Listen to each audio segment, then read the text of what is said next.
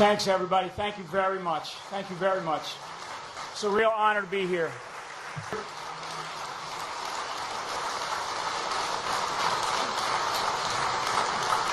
It's tough with the lights, but I'm looking over here. I see some friendly faces here. A couple of things. First of all, I'm gonna go through some comments here about some of the things that are going on, and then introduce Donald Trump. First thing I want to do is I want to thank the Union League of Philadelphia for sponsoring this, hosting this event. This is a super important. Yeah, give yourselves a round of applause here. It's an absolutely beautiful, beautiful facility here. And I know that this organization does an awful lot for our country, across the country. One of the things I do want to highlight here, and we had this announcement yesterday of these 88 generals and admirals that came out. We have a few in the audience today. I will tell you, when that thing hit the street, we have had hundreds of others come forward. We wanted to time that thing just like we did, and I'd ask a couple that are here today. I know I see Gary through the lights here. I know that there's a couple of others. If you guys could just stand up for taking a stand. So stand up for America. Thank you.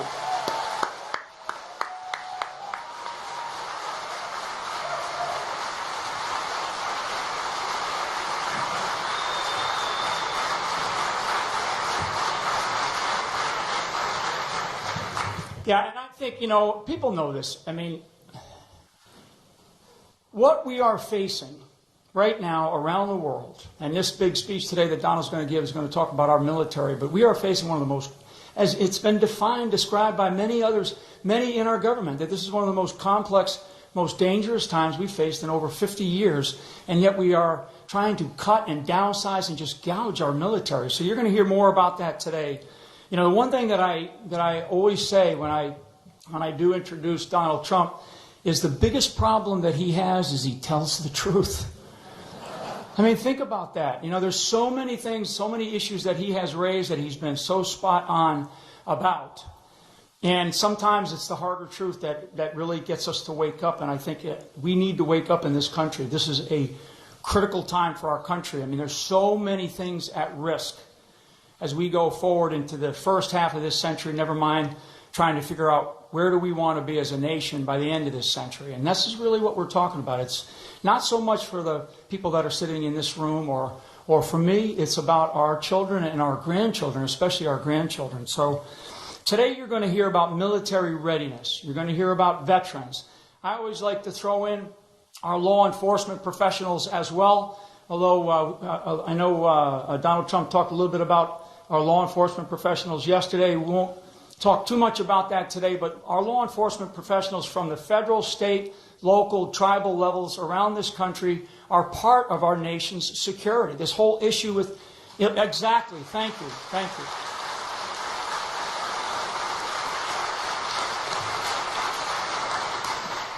And again, when we talk about military and our military readiness and how we're modernizing, how we're spending our money, the size, the scale, the scope, everything that we are involved in these days in this just 15 years of perpetual conflict that just seems like it is never going to end. And I think you're going to hear some very different things today in how Donald Trump will approach not only our military readiness, but how he will approach the world stage. Again, the most complex and the most dangerous we have faced in at least half a century, if not longer.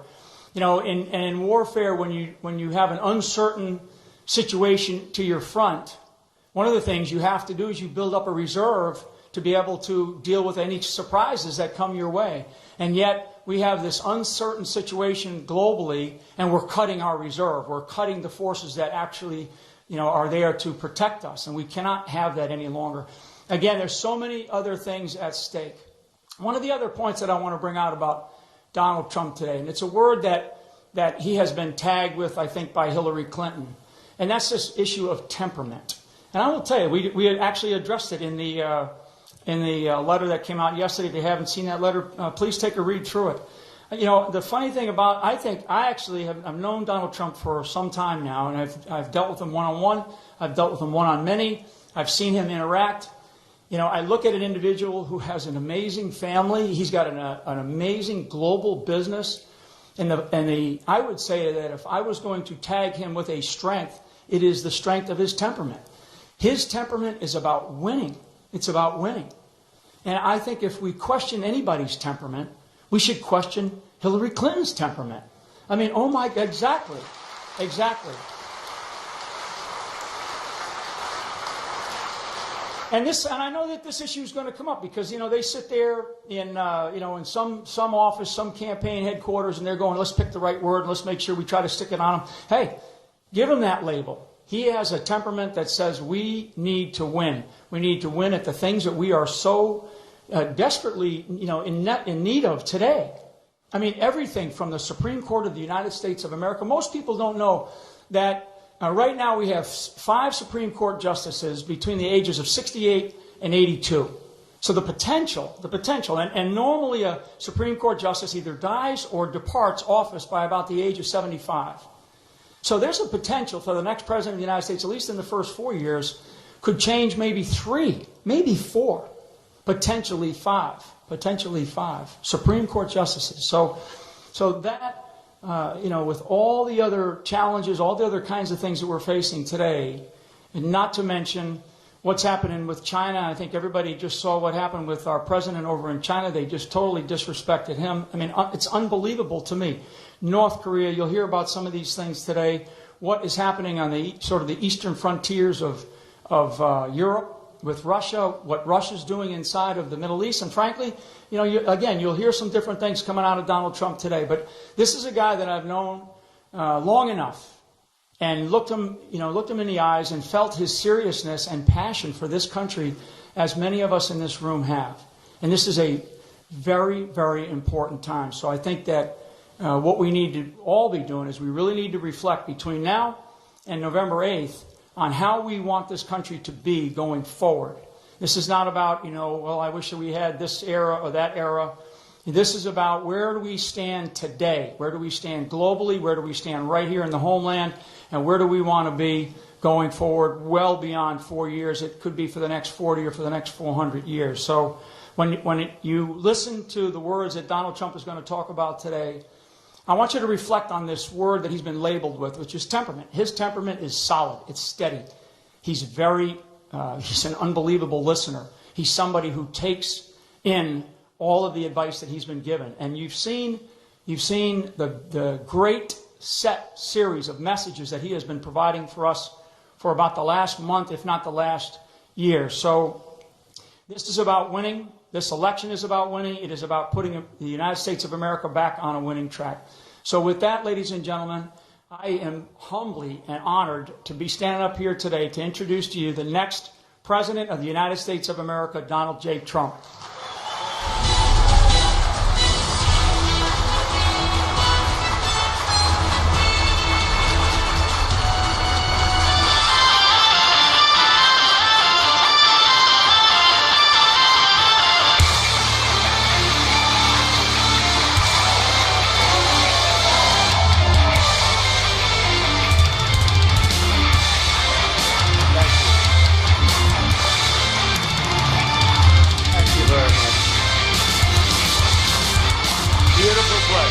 Beautiful place. Thank you very much. Greatly appreciate it. Thank you.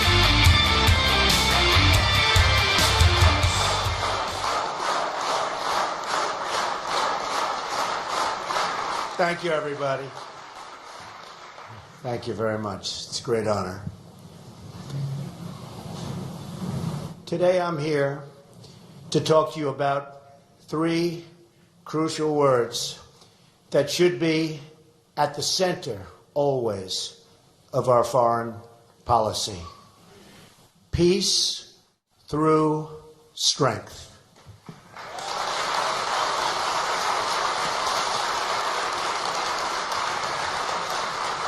We want to achieve a stable, peaceful world with less conflict and more common ground. I am proposing a new foreign policy focused on advancing America's core national interests, so important, promoting regional stability, and producing and easing the tensions within our very troubled world. This will require rethinking the failed policies of the past. We can make new friends, rebuild old alliances, and bring new allies into the fold, and we can do that. I'm proud to have the support of war-fighting generals, active duty military, and top experts who know both how to win and how to avoid endless wars that we're caught up in, like the one we have right now that just never, ever ends, our longest war. Just yesterday, 88 top generals and admirals endorsed my campaign, and these people are fantastic.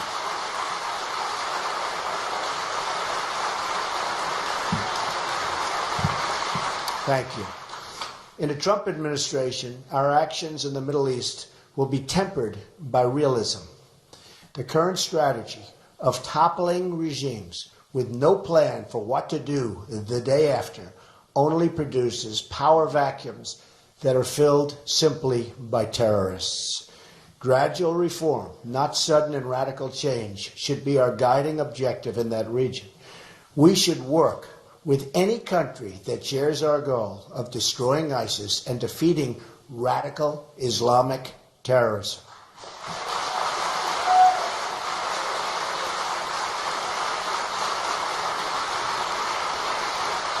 And we're going to form new friendships and partnerships based on this mission and this mission alone. We now have an administration and a former Secretary of State who refused to say radical Islamic terrorism. And unless you're going to say the words, you're never going to solve the problem. It's very simple.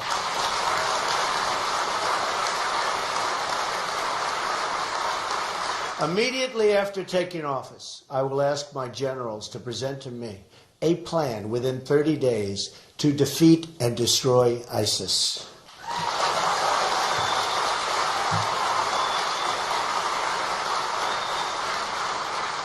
This will require military warfare, but also cyber warfare, financial warfare, and ideological warfare, as I laid out in my speech on defeating radical Islamic terrorism several weeks ago. Instead of an apology tour, which you saw President Obama give over and over again, I will proudly promote our system of government and our way of life as the best in the world, just like we did in our campaign against communism during the Cold War.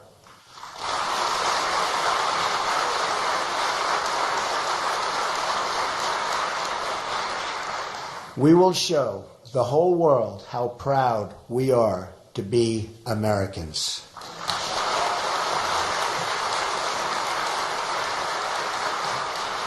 At the same time, immigration security is a vital part of our national security. We only want to admit people to our country who will support our values and love our people. They have to love our people.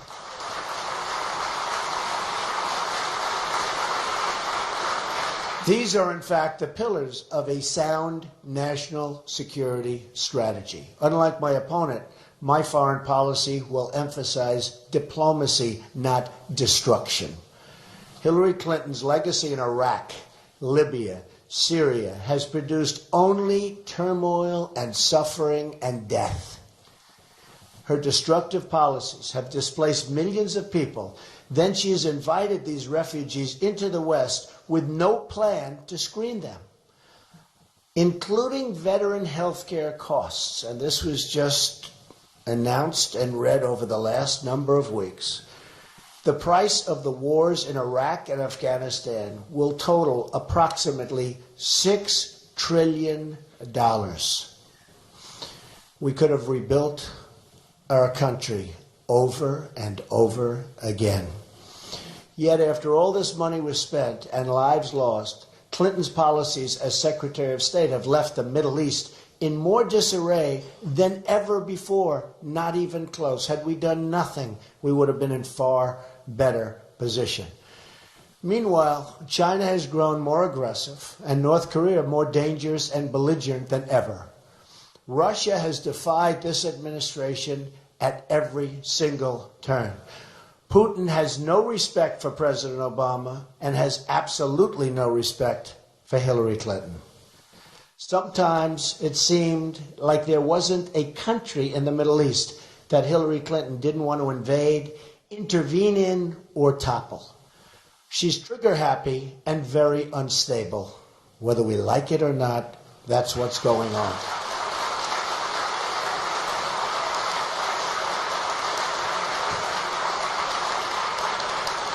She's also reckless, so reckless, in fact, that she put her emails on an illegal server that our enemies could easily hack, and probably have. Then Clinton's team used a technology called BleachBit, which is basically acid, and this is going to acid wash her emails. Who would do this? And nobody does it because of the expense. Who would do this? They even took a hammer to some of her 13 phones to cover up her tracks in obstruction of justice. These email records were destroyed after she received a subpoena. Remember that word, after. She received a subpoena from Congress to turn them over. If you do that in private enterprise, it's a violation of the law. She did this after receiving a subpoena from the United States Congress. In the FBI report, she claimed she couldn't recall important information on 39 separate and different occasions. She can't even remember whether she has trained in the use of classified information. And she said she didn't know the letter C means confidential or at least classified. If she can't remember such crucial events and information, honestly, she's totally unfit to be our commander-in-chief. Totally unfit.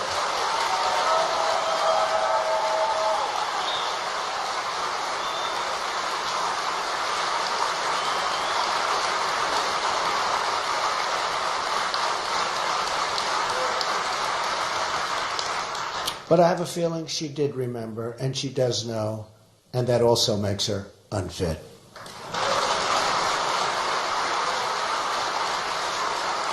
Her conduct is simply disqualifying.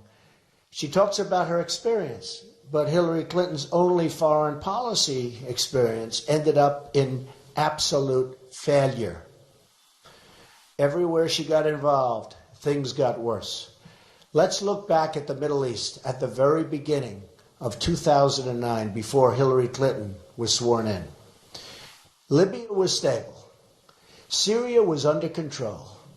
Egypt was ruled by a secular president and an ally of the United States. Iraq was experiencing a reduction in violence.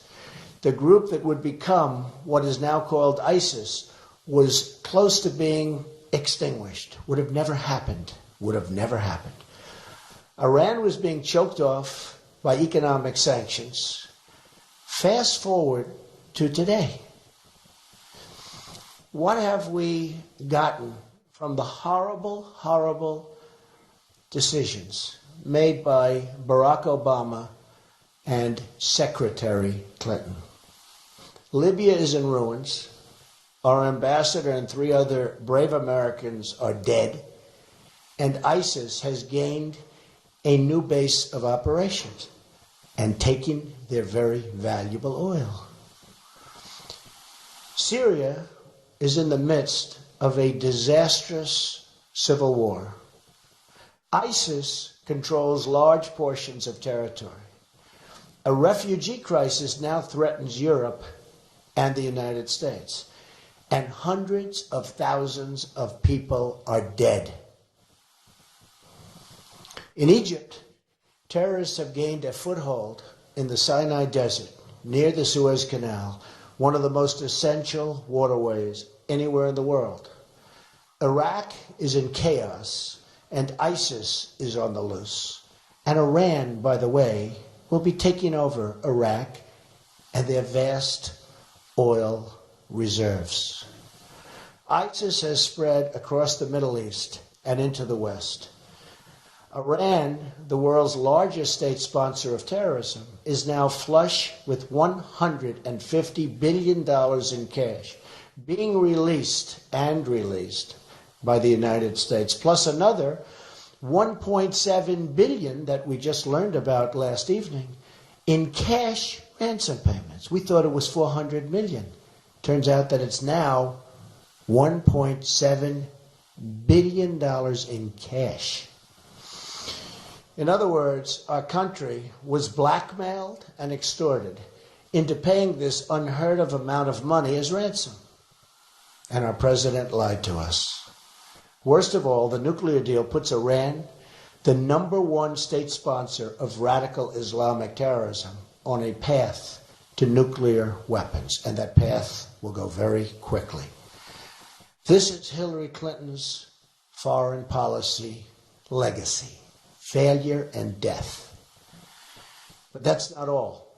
President Obama and Hillary Clinton have also overseen deep cuts in our military, which only invite more aggression. Really, we will have aggression like you've never seen before, and you've got it already happening. Our adversaries are chomping at the bit.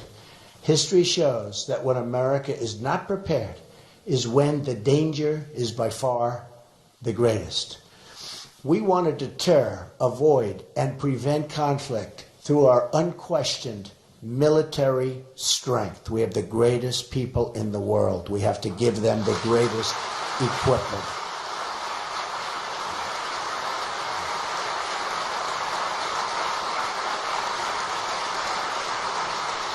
Under Barack Obama and Hillary Clinton, defense spending is on track to fall to its lowest level as a share of the economy since the end of World War II. We currently have the smallest army since 1940. The Navy is among the smallest it has been since 1915. It's 100 years ago. And the Air Force is the smallest it's been since 1947. When Ronald Reagan left office, our Navy had 592 ships. When Barack Obama took office, it had 285 ships. Today, the Navy has just 276 ships. The average Air Force aircraft is 27 years old. We have second-generation B-52 bombers. Their fathers flew the same plane as they're flying right now. This is not the United States. Our Army has been shrinking rapidly from 553,000 soldiers in 2009 to just 479,000 soldiers today. It's some decrease, and they want to make it smaller. In 2009, our Marine Corps had 202,000 active Marines. Today, it's 182,000. Our ship count is below the minimum of 308 that the Navy says is needed to execute its current missions at a minimal level. President Obama plans to reduce the Army to 450,000 troops, which would hamstring our ability to defend the United States. It takes 22 years on average to field a major new weapon system. In 2010, the United States spent $554 billion on non-war base defense spending. In the year, and I have to say, currently, we're spending $548 billion, a cut of 10%, and that number is going down very rapidly looking into the future, unless I become your president, I have to say.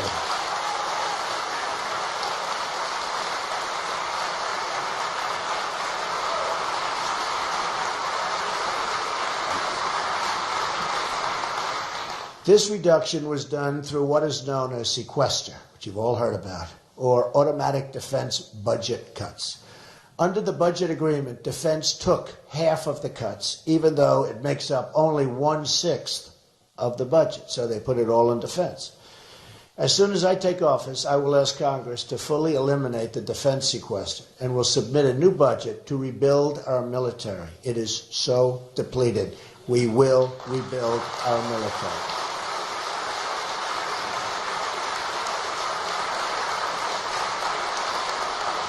This will increase certainty in the defense community as to funding and will allow military leaders to plan for our future defense needs. And most importantly, we will be defended, because without defense, we don't have a country.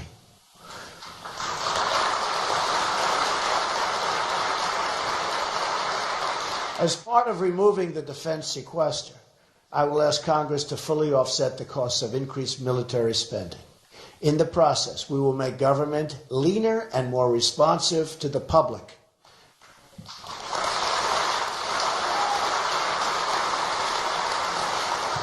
I will ask that savings be accomplished through common sense reforms that eliminate government waste and budget gimmicks, and that protect, absolutely protect, hard-earned benefits for Americans. Government-wide, improper government payments are estimated to exceed $135 billion per year, and the amount of unpaid taxes is estimated to be as high as $385 billion a year. We can also reduce the size of the federal bureaucracy through responsible workforce attrition. That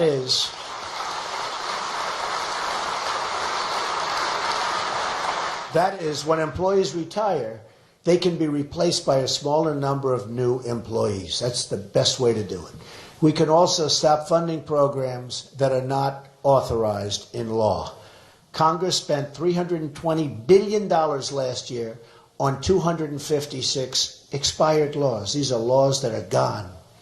Spent all of that money. Removing just 5% of that will reduce spending by almost $200 billion over a 10-year period. The military will not be exempt either. The military bureaucracy will have to be trimmed down. We have to create that strength, and sometimes we have to reduce bureaucracy. It just gets in our way.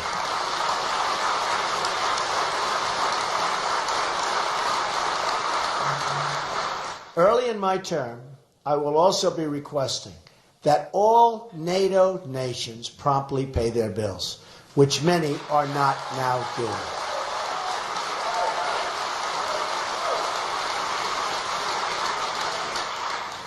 Only 5 NATO countries, including the United States, are currently meeting their minimum requirement to spend 2% of GDP on defense. They understand it. They know they have to do it. They can afford to do it. They have no respect for our leadership.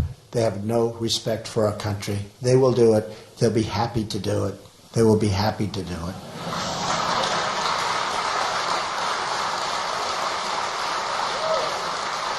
Additionally, I will be respectfully asking countries such as Germany, Japan, South Korea, Saudi Arabia, to pay more for the tremendous security we provide them.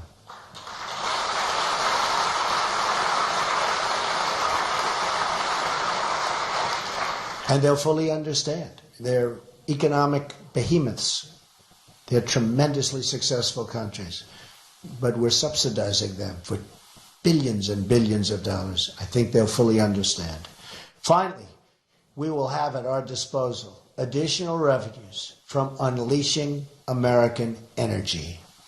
The Institute for Energy Research cites a short-run figure of as much as $36 billion annually from increased energy production. Tremendous amounts of money. Tremendous numbers of jobs and tremendous amounts of money. And your electric bills will go down. There's something else about that. Using these new funds, I will ask my Secretary of Defense to propose a new defense budget to meet the following long-term goals. We will build an active army of around 540,000. As the Army's Chief of Staff has said, he needs desperately and really must have to protect our country. We now We now have only 31 brigade combat teams, or 490,000 troops, and only 1/3 of combat teams are considered combat ready. That's not good for our country. I actually don't even like saying it because plenty of countries are watching us right now, but we'll get it shaped up very quickly.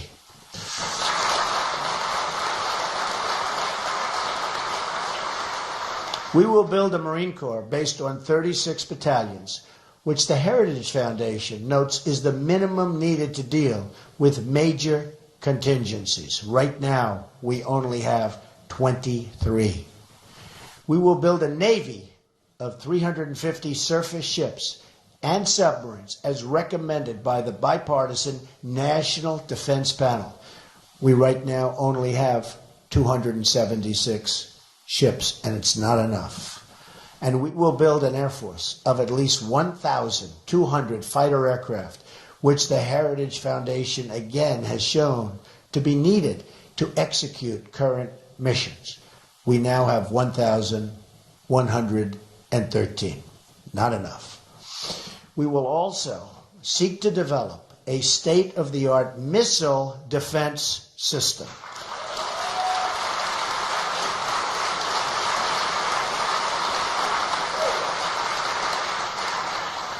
Under Obama-Clinton, our ballistic missile defense capability has been degraded at the very moment in the United States history and its allies we are facing the strongest and most heightened missile threat that we have ever had. You look at Iran, you look at North Korea, you look at terrorists. We don't even know where to look. We don't know where to look. But believe me, you can look all over. So we are going to do that. We need a form of shield. We want to protect our country.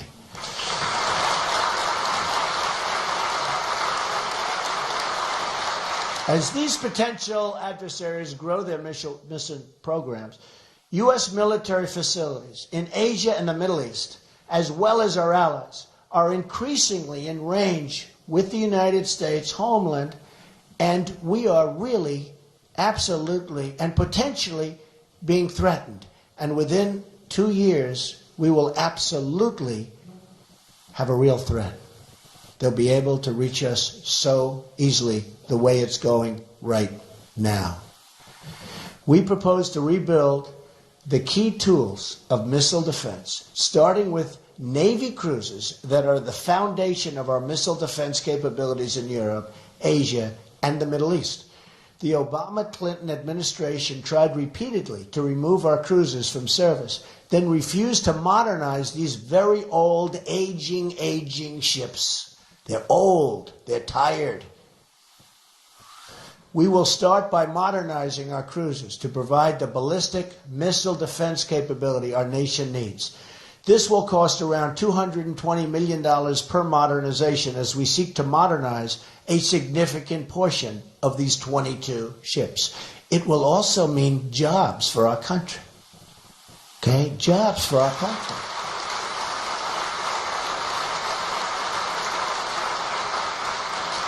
And that is one of the big benefits. It's called jobs for our country, which we desperately need. As we expand our Navy toward the goal of 350 ships, we will also procure additional modern destroyers that are designed to handle the missile defense mission in the coming years. Accomplishing this missile rebuild and our military retooling will be a 50-state effort. Every state in the Union will be able to take part in rebuilding our military and developing technologies of tomorrow. In other words, the workers and the jobs will take place throughout the United States.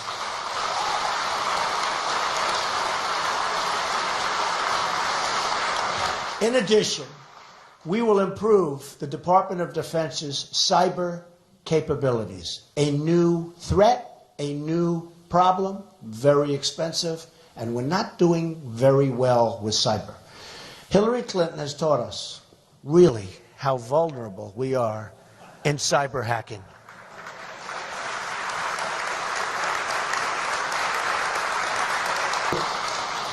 That's probably the only thing that we've learned from Hillary Clinton.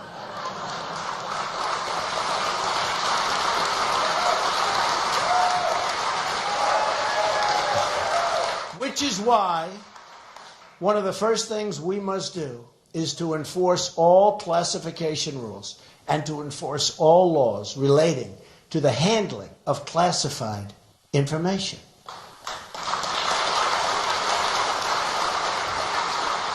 Hillary Clinton put her emails on a secret server nobody knew about, except for the man that was given the fifth. Remember? Whatever happened to him? Where is he? What happened to him? Where did he go? He pled the fifth. Never, that's the end of him. Ay, ay, ay.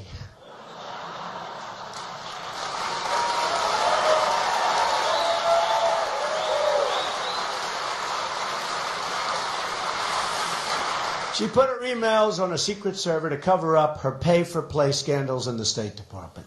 Nothing threatens the integrity of our democracy more than when government officials put their public office up for sale. We will also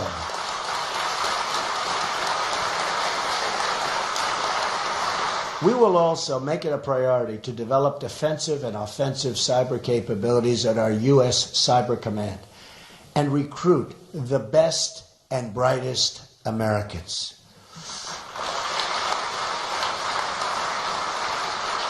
One of my first directives after taking office will be asking the Joint Chiefs of Staff and all relevant federal departments to conduct a thorough review of United States cyber defenses and identify all vulnerabilities. And we have to do that immediately, including to our power grid, our communication system, and all vital infrastructure.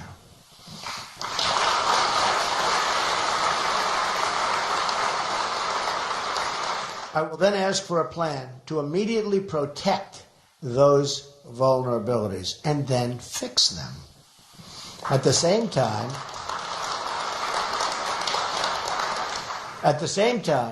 we will invest heavily in offensive cyber capabilities to disrupt our enemies, including terrorists who rely heavily on internet communications.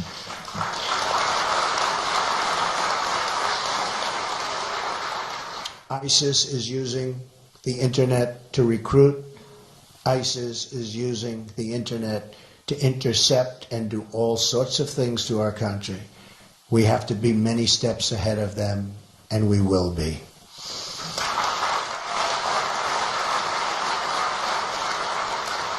These new investments in cybersecurity and the modernization of our military will spur substantial new job creation in the private sector and help create the jobs and technologies of tomorrow. That's what we have to do. America must be the world's dominant technological powerhouse of the 21st century.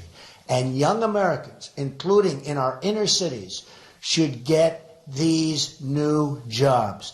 Through training, through education, it will happen.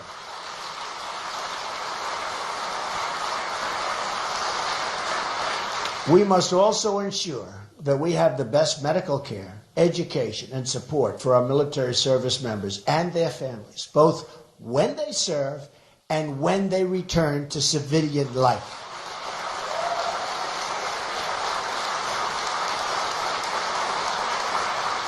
Our veterans are not being treated well. Our veterans, in many cases, are being treated worse than illegal immigrants, people that come into our country illegally. Our veterans are not being treated well. And by the way, Hillary Clinton has been doing this for 35 years. Now she says she can do it. She doesn't have a clue. Doesn't have a clue.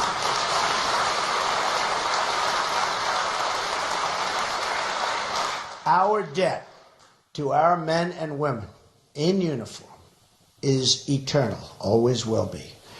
To all of those who have served this nation, I say so strongly that I will never, ever let you down.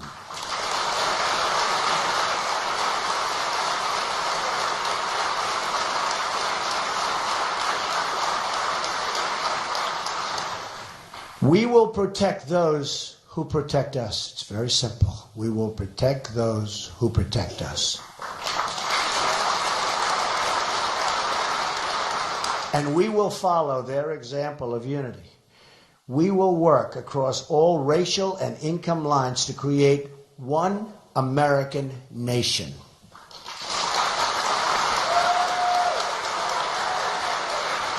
Together, we will have one great American future. Our potential is unlimited. We will be one people, under one God, saluting one American flag.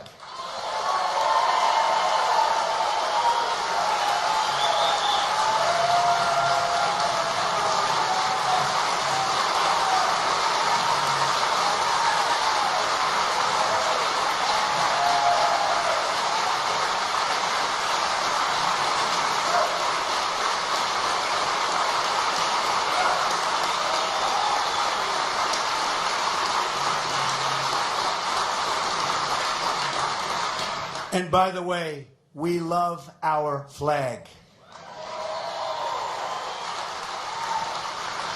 America will be a prosperous, generous, and inclusive society. We will discard the failed policies and division of the past and embrace true American change to rebuild our economy, rebuild our inner cities, they need help so desperately, and rebuild our country. We will bring back our jobs, and we will not let our jobs go to other countries.